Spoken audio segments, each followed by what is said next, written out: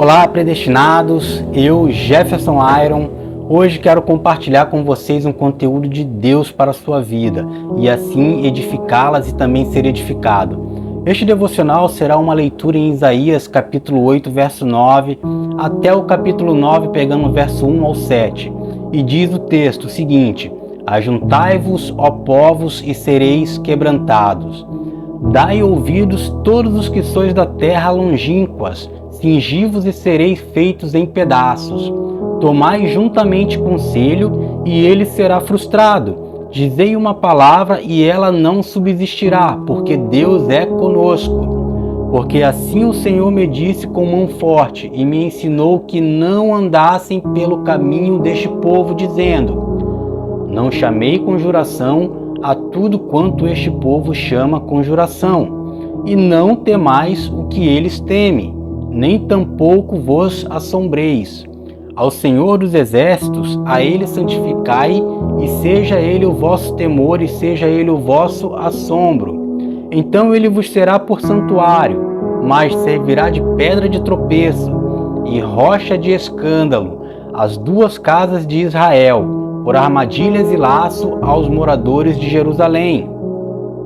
E muitos entre eles tropeçarão, e cairão, e serão quebrantados, e enlaçados e presos.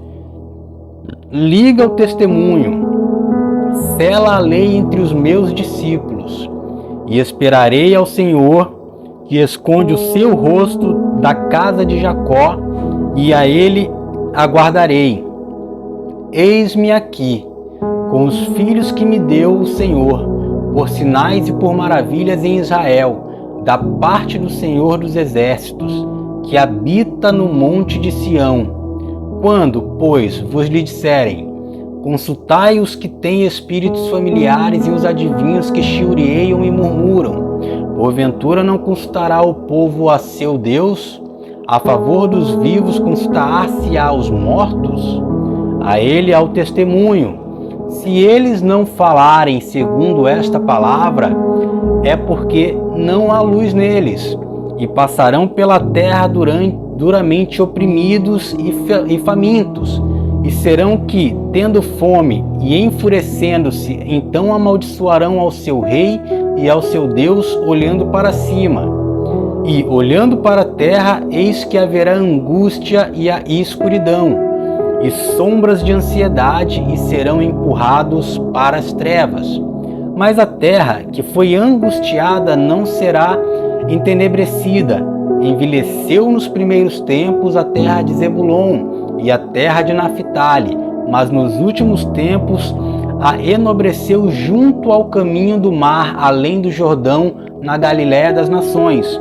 O povo que andava em trevas viu uma grande luz, e sobre os que habitavam na região da sombra da morte resplandeceu a luz. Tu multiplicaste a nação, a alegria lhe aumentastes. Todos se alegrarão perante ti, como se alegram na ceifa, e como exultam quando se repartem os despojos. Porque tu quebrastes o jugo da sua carga, e o bordão do seu ombro, e a vara do seu opressor, como no dia dos midianitas. Porque todo o calçado que levava o guerreiro no tumulto da batalha, e todo o manto revolvido em sangue serão queimados, servindo de combustível ao fogo. Porque um menino nos nasceu, um filho se nos deu, e o principado está sobre os seus ombros, e se chamará o seu nome: Maravilhoso, Conselheiro, Deus Forte, Pai da Eternidade, Príncipe da Paz. Do aumento deste principado e da paz não haverá fim, sobre o trono de Davi e no seu reino, para o firmar e o fortificar com juízo e com justiça desde agora e para sempre. O zelo do Senhor dos Exércitos fará isto. Meus amados, o texto lido em Isaías deve nos remeter ao pensamento sobre o tipo de relacionamento que devemos ter com Deus.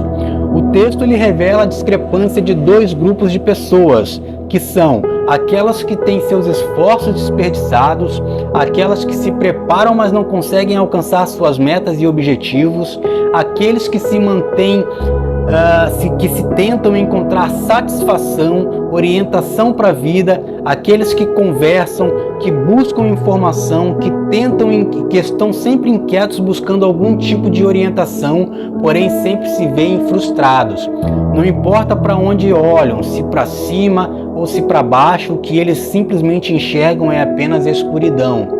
E nisso, tudo que conseguem expressar é maldição em relação ao seu Deus, maldição em relação aos seus governantes, maldição em relação a tudo que está ao seu redor, angústias e privações na terra.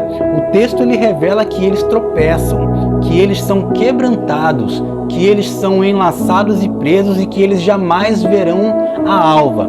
Mas o que é curioso a gente pensar é que há muitos cristãos vivendo exatamente assim. Há muitos de nós que têm olhado para a sua vida, para o seu ministério, para o seu trabalho, têm refletido sobre o seu futuro e têm obtido essas mesmas conclusões que eu acabo de citar no texto. Não sabe o que Deus quer da sua vida, não sabe se terá um campo de trabalho, não sabe se será capaz de realizar tal projeto. É uma série de indagações que sempre serão levantadas em relação à habilidade daquilo que nos propomos a realizar na condição seja de sacerdote, como chefe de família. E acredite, não são poucas as vezes em que palavras de maldição, de murmuração saem de nossas bocas, decretando que tais situações não têm mais jeito. E aí eu vejo que essas palavras não são palavras no qual o profeta Isaías diz sobre pessoas que têm Deus junto de si. Isso caracteriza-se exatamente como palavras de quem vive afastado de Deus, afastado da palavra, e nós precisamos sempre examinar a nós mesmos e saber o quanto desses pensamentos estão habitando em nossos corações. Porque são pensamentos sim, são reclamações sim, são características sim de pessoas ímpias. Sabemos que há incessantes momentos de tribulações e provações na vida. O próprio profeta lido no texto passará por elas. Percebam que ele descreve momentos terríveis na história de Israel, cara. Mas o ponto de suma relevância que Isaías aponta aqui é o que sai da nossa boca e o quanto que percebemos, cara, que nossas vidas estão literalmente amparadas e guardadas por Deus. Porque diante da oposição, diante de povos enfurecidos, eles vêm ali contra nós com planos, com tramóias, com todas as suas armas e malícias. Mas precisamos realmente entender que nenhuma dessas ameaças irá prevalecer, porque o Eterno está conosco. O profeta Isaías nos alerta não chamarmos de conjuração aquilo que esse povo chama de conjuração. Ele fala também, ele faz um alerta de que não devemos temer aquilo que eles temem. O profeta Isaías está sempre dizendo que o nosso temor é o Senhor e ele se fará nosso espanto. Então, ele será o nosso santuário, o testemunho dele, a lei dele, a orientação dele é que deve estar selada e retida em nossos corações, porque Deus não deixa a terra aflita debaixo da obscuridade. O Senhor nosso Deus nos enviou sim aquele que nos trouxe a luz, que nos estabeleceu em seu reino, que estabeleceu conselhos, que estabeleceu paz, que estabeleceu sua justiça, que só cresce e que certamente prevalecerá por toda a eternidade. É nítido que quando nós nos identificamos como povo de Deus, nós identificamos como parte de um reino firmado em justiça e juízo para sempre. E nós precisamos expressar a consciência que temos em fazer parte desse reino, gente.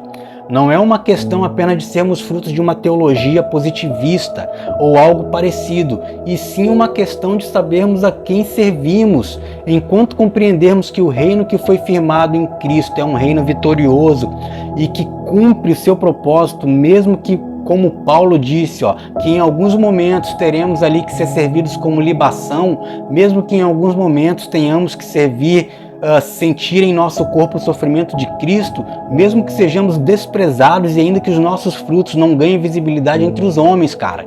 Então, quando temos a certeza daquilo que estamos fazendo em nome do Senhor, que isso não é vão, que o cuidado que estamos tendo em cuidar de nossa família, da nossa esposa, cuidados em edificar o nosso lar, nada disso é perdido, porque não estamos a fazer isso por nossas próprias forças, Antes de tudo é propósito de Deus e reconhecemos isso em nossa vida. E os propósitos de Deus, eles não podem jamais ser frustrados. O profeta Isaías, ele me faz lembrar e perceber que o Senhor quebra o jugo, fez com que todas as limitações naturais pudessem ser vencidas. Nós temos desafios, mas são como ferramentas de aperfeiçoamento para a obra que iremos realizar.